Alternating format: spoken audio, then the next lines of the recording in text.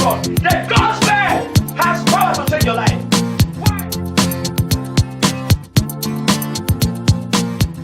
Here as scheduled. Praise the Lord. So you give me your spirit so that the Spirit of God can plant in you the required material for greatness. Amen. Say greatness belongs to me. Greatness belongs to You me. didn't say like you mean it. Say greatness belongs to me. Greatness belongs to me. Greatness belongs to me. Greatness belongs to me. If you believe that, can I hear better? Amen. Amen. Praise the Lord Jesus Christ. Hallelujah. And so this morning, we're still considering what we said last Sunday, but we didn't finish it. Praise the Lord. Hallelujah. So we're taking a step further. Now the reason for these teachings, the reason for all this is that God is doing, and God is teaching us because there is a wealth that is released. Amen. Am I communicating? Yes, sir. There is a wealth that is released.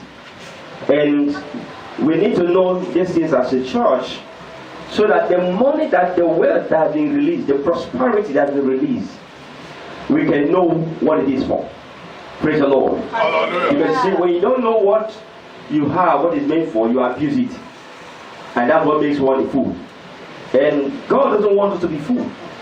He wants us wise because we are His children. Praise the Lord Jesus Christ. Hallelujah. So we started talking last week about method of giving, and then we talked about faithfulness. So they with yes last week. The important to be faithful in that which is least. Jesus told us in Luke, He said, if you're not faithful in that which is least, He said you will never be faithful in much. So he that is faithful in least is faithful in much. And the one that is faithful in least will have rule over many things. And we talked about being faithful in the little things that is committed to your trust. That God commits things to your trust. Money, opportunities, businesses, resources. They are committed to you by trust. God entrusts them to your head. And God expects you to be faithful in those little things. So that through your faithfulness in those little things, you can grow into abundance. A man that cannot manage a place like this cannot manage a cathedral. It's just simple. Am I communicating? Yes, sir. So God wants to see your faithfulness in the little things that He puts in your hand. And so, and God taught us last week that through these, we will set ourselves on a course for greatness. Praise the Lord. And we emphasized last week, the Spirit of God emphasized the importance of saving money. You don't just get money and spend it. God wants to save money. God wants to keep money. God wants every one of you to have savings. The reason for that is what I can explain to you. But savings is important. It's very important in the program of God. Even God had to preserve seeds. When He asked Noah to destroy the world, He preserved seed. He saved seed for procreation. Sometimes when you save money, they enable you to start up new businesses. They enable you to start up new things with the service you have. Praise the Lord Jesus Christ. Hallelujah. So today we're looking at a method of giving. And then we talk about it on Sunday a little bit, but we want to stretch more of it so that we can take a step further in other areas that regard to our prosperity. Praise the Lord Jesus Christ. Hallelujah. You will never be poor in your life. You didn't hear that word. I said you will never be poor in your life. Amen. So today we're looking at method of giving. So we'll see a method of giving. Now listen to me, everyone. Every giving is born of love. That's the first method, love. Every giving is inspired of love. Every true giving is born of love. You cannot give if you don't love. The first expression of love is giving. I don't know how to follow this. The first expression of love is what? Giving. Is giving. The first expression of love is giving. When a man loves a woman in his heart and the woman does not know, the man will begin to buy gift first. Am I coming? It happened to me before I got married. The one you love, even without telling him, you find yourself giving. Am I communicating? Yes, sir. The one you love, you give. So love, giving is an expression of love. There will never be true giving that will produce results, it is not born of love. You give out of love. That's the one method. You give out of love, and anything you did not give as given out of love is useless. It had no reward. It had no reward. Every giving that is not inspired of love, and that's why in Corinthians it tells you that God loveth a cheerful giver. That God is in love with a cheerful giver. Why is he giving cheerfully? Because he is giving out of love. Love is the basis proportion of his giving. He's not giving because somebody is asking to give. He is giving out of love. Love is the engine. Love is the fire. Love is the propelling force that causes him to give. And when I talk about giving now, I'm not just referring to money. I'm referring to every kind of giving. When you give somebody help, it must be propelled by love to give somebody help. When you give the gospel to people, love should propel you to give the gospel. Paul actually says that the love of Christ constrains us. The love of Christ constrained me. He said the love of Christ in me constrained me to preach. So I'm preaching today is because the love of Christ constrained me to preach. So Paul preached the gospel out of love. Love causes him to give the gospel to the poor. Love causes him to travel from one place to one place, sharing the gospel of Jesus Christ. It's a clear picture and a nature of function. That's why the Bible told us in John 3:16. He said, "For God so loved the world that he gave." He gave. So there is no true giving without love. There is no truly giving without love. Any giving that is not done on the platform of love is useless to God. It is useless in its nature. It has no value. It has no value. So through the method of giving, one, you be giving, you give out of love. Love should be the vision. Love should be the propelling force. Love should be the propelling power, the pushing force that pushes you to give. Are we together, children of God? So you give out of love. You're giving because you love God. You're not giving because you're not giving just because God commands to give. No, you go beyond that range. Can I hear me? You go beyond that range. You pass that range. You pass that level of giving because it's a commandment. It's a God says, "He that giveth to the poor shall not lack." So let me give to the poor so that I will not lack. That's a stupid way of giving. It's a stupid way of giving. You should have compassion enough for the poor. You should have pity enough for the poor to give to the poor. Not because because God said so. Womanly reasoning. You should look at the poor and be full of love. We are loving. There's nobody in this world that does not have love. Even the best on the road there, they have love. You see both of them extending love to one another. Even the best, the dogs, you see all of them, everything, the animals, everything have love in them. Yes, sir. Yes, sir. Praise the Lord. Hallelujah. Why would the little fowl have to protect the mother have to protect the fowl from cat? It's love. Why would the mother have to cry when cat takes one? Chase after the cat. Why? It's love. Love protects. Love do what? Love does not destroy. It protects. It protects. Understand? Love protects. Love does not destroy. It protects. It seeks to protect. So true genuine love is what should inspire you to give. You give out of love. You give out of love because God says you help the poor. He says God says you help the poor. So some kind of giving is useless giving. It has no reward. Because God knows that, see, anything that the Bible told us, that whatever that is not done out of love is sin. So can you imagine that? Anything that you do that is not inspired by love, God said to you that it is a sin to him. So if you're giving anything, you're doing anything for God, you have to be inspired by love. That's usually, listen, that's why I see many preach the gospel and they're not blessed.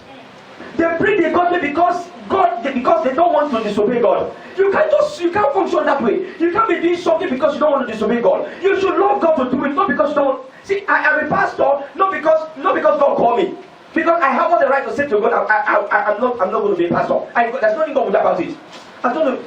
It's a choice. I have all the right. Because I'm a free moral being. I have all the right to say no. I don't want to go this way, God. And God's okay. So what do you want? I said I want to be a regular church person. I'll keep my tithe, keep my offering for the city's pastor thing off. But I don't want to preach the gospel. But let me just be a regular guy. Do my business, sponsor the gospel, and then do other things. And God's okay. I'm still born again. I'm still going to heaven. It's not a disobedient. It's a calling. It's a choice. God said to Joshua, choose this day whom you will serve. God didn't force anybody to serve him. He said, choose. It's a choice. It's a decision you have to make for yourself. He said, trust that I set before you life and death, blessing and curse. He said, choose this day. Choose whom you will serve this day. If I said to Joshua, he said to Joshua, see, choose life so that you be well with you. He didn't force him to. He didn't say, Joshua, you must choose life. No. Choosing God had to come out of love. Your serving God have to come out of love. You have to something you do out of love. Not because you are forced to do it. Not because you are pushed to do it. Not because you are dragged to do it. Not because if you don't do it, God will send you to hell. No, God does not want you to serve him that way. If you serve God because you don't want to go to hell, because you're afraid of hell, you will go to hell. Because you don't love him, you're faking it. Any man anywhere that just suddenly realize that this woman does not love me, the man will leave the woman. Yes, sir. Confirm? Yes, sir. You can't even pretend, doing everything. Any day the man I open, he found out this woman really did not love me. That week, that day, trouble has begun. Even though they are married, trouble has begun. What keep life going is genuine love. You didn't hear me. Yes, sir. What keep life going is genuine love. Genuine love that is born of God is called agape. The God kind of love. You have it, it's inside of you. Because the Bible told us in Romans that God has shed the love of God in our heart by the Holy Ghost. So when you get born again, there is a measure. God imparts to you his own love nature in you. That's why God expects you to love your neighbor as yourself. If not, it would have said so.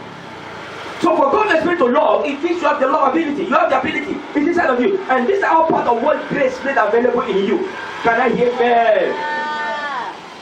So you're giving, the method of giving, one, you should understand, it should be by love. Love should inspire you. Love should inspire you. Love should be the reason why you give, the reason why you sing, the reason why you preach, the reason why you do anything you're doing for God and for humanity. Love should be in between. If love is not in between you and what you do, you're wasting your time. Let's look at it. 1 Corinthians 13. Though I speak with the tongues of men and of angels and have not charity as love, agape. Charity, which is love, the God kind of love. He said, I speak in tongue. I speak with the tongue of what? Angels. This is a man who is talking in tongue. Speak angelic tongue. He said, though I speak with the tongue of men and of angels and have no charity, I am a sounding brass and a tinkling cymbal. Did you understand that? Yes, look at me, look up. Have you seen empty cocoa? If you know empty cocoa make noise too much.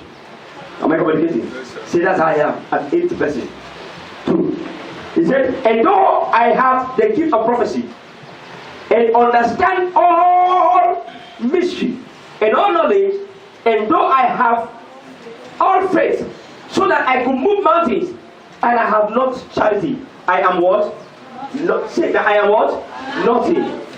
He said, I have it all, I have faith, I have gift of prophecy, I have anointing, I have everything, but I don't have charity, I don't have love. He said, my prophecy is useless, my faith is useless. I have nothing before God. 3. He said, and though I bestow all my goods to feed the poor. Now this one is giving to the poor. He's giving to the poor. To feed the poor. And though I give my body to be burnt, and I have no charity, it profited me nothing. It profited me nothing. It profited me nothing. There it is. Charity suffereth long. It is kind. Charity envieth not. Charity vision not itself. Is not puffed up. Does not behave itself uncivilly. Seeketh not her own. Is not easily provoked. Thinketh no evil. Rejoice not in iniquity, but rejoiceth in truth. He said, heareth all things, believeth all things, hope all things, endure all things. He said, believe all things. Even when people are lying to him, he believed it. Child. Even when people are lying to him, he said, no, the market I went to, you sent me to the market, I bought that thing 55,000 naira. Whereas he bought it 40,000. That's it. I think go place you. He just believes. You don't understand? He just believes. Not that he does not know. He just chooses to believe. He believes all things. That's why God keeps blessing them.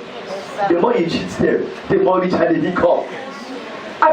The more you cheat them, you'll be thinking you're cheating them. The more richer they become, tomorrow they will still come again. You will still cheat them. Tomorrow they will come again. You will still cheat them. And the more you cheat them, the more richer they become. Am I communicating? Yes, you will think you're smart. You are stealing, but God is not blessing them, and you are not. The person who is cheating, them that is suffering. And then them say that is giving, is getting richer. And you say, now what? That is what you do. I buy that in 5,000, I say that's 15,000, just pay me. You think you're smart? You're not smart. The person is not smart. Am I communicating? Yes, sir. You're not smart. You're not smart. There's one in heaven who's watching. Who rewards every man according to his works. And the guy gave out of love because he loves you. Not because you're the best person there. He just loves you. He's coming because he loves you. His heart is just drawn to come. And then like you and the other person start taking advantage of him. And you will never know. Be smart. Love is a weapon. I said what? Love is a weapon. Is the greatest weapon.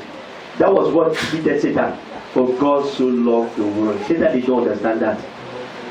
Satan fears love. For God so loved the world. For love is a what? A weapon. Are you following me now? Yes, sir. Let me stop this reading here for some time. If you read that, you see there's several things there. You see, so love should be the motive of what? Your first motive of what? Giving. 29. Everybody is sharing this with us. Like I told you, money has been released to us. Amen. So God wants us to possess the right attitude for it. Praise the Lord. So you give out of love. Praise the Lord Jesus Christ. So whether you're giving to God, love should be the center, the major purpose of your what? Of your giving. You give out of love. Love should propel you to give. Praise the Lord. Love should propel you to do what? To give. So 29, Chronicles 29, 1 Chronicles 29, 1. He said, furthermore, David the king said unto all the congregations, Solomon my son, whom alone God had chosen, is yet young and tender, and the work is great for the place. And the work is great, for the place is not for man, but for the Lord. Now I have prepared with all my mind for the house of my God the gold for things the gold for things to be made of gold, and the silver for things of silver, and the bronze for things of bronze, the iron for things of iron, and wood for things of wood.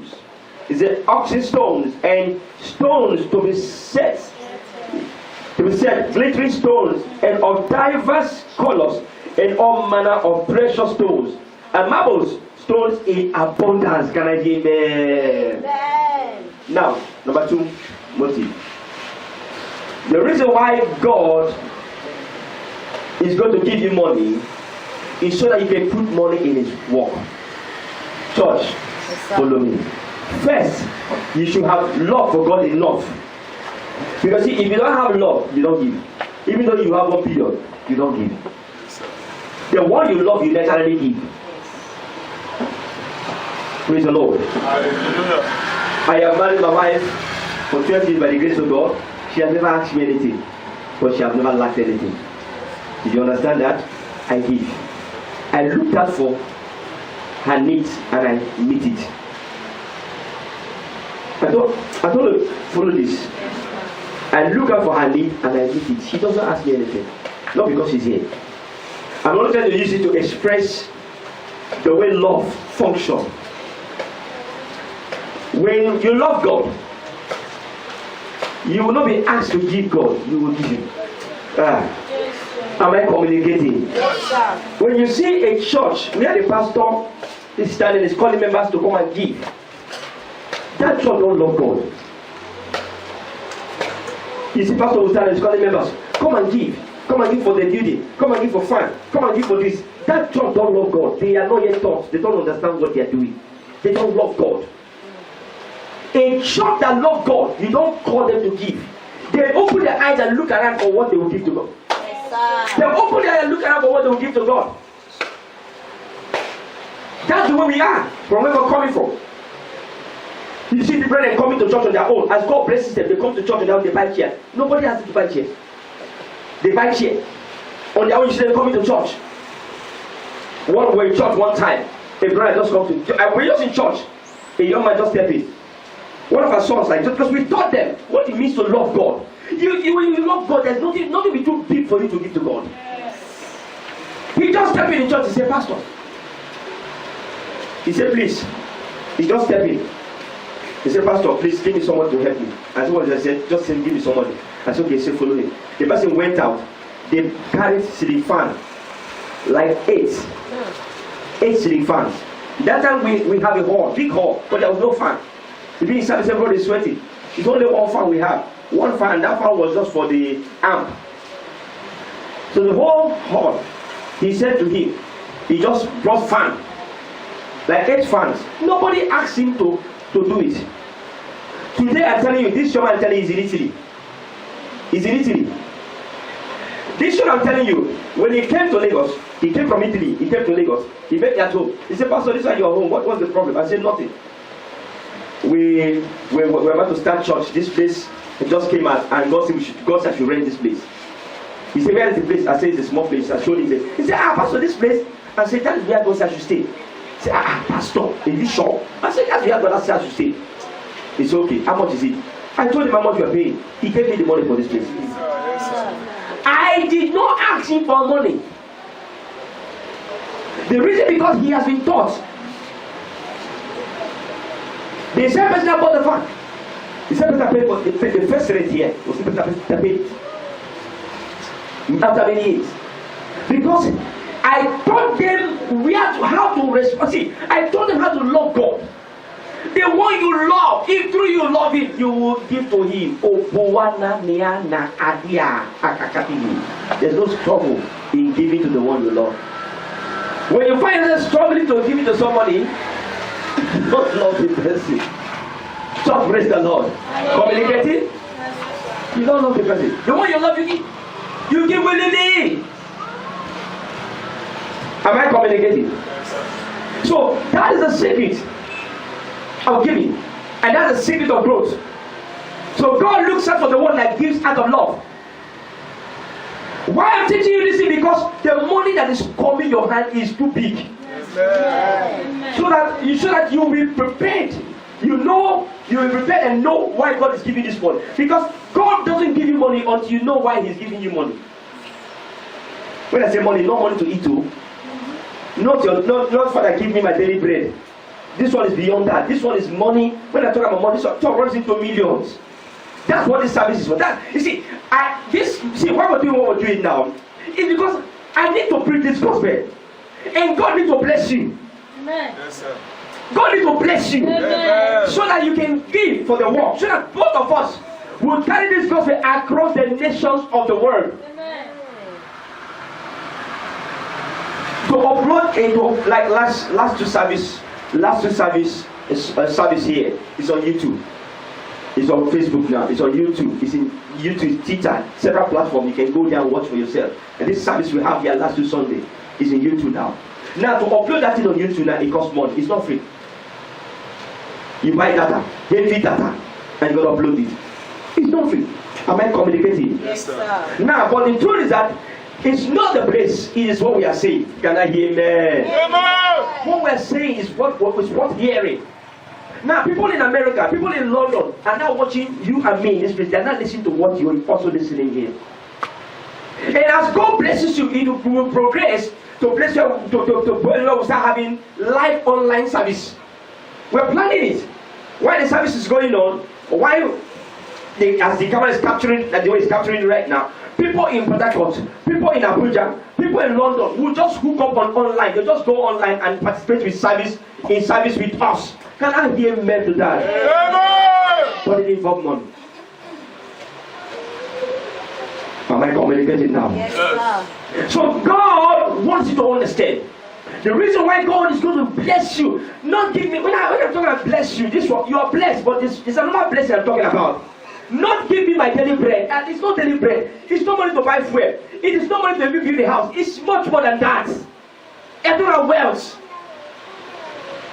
is so that you could put money in the advancement of the gospel of Jesus Christ.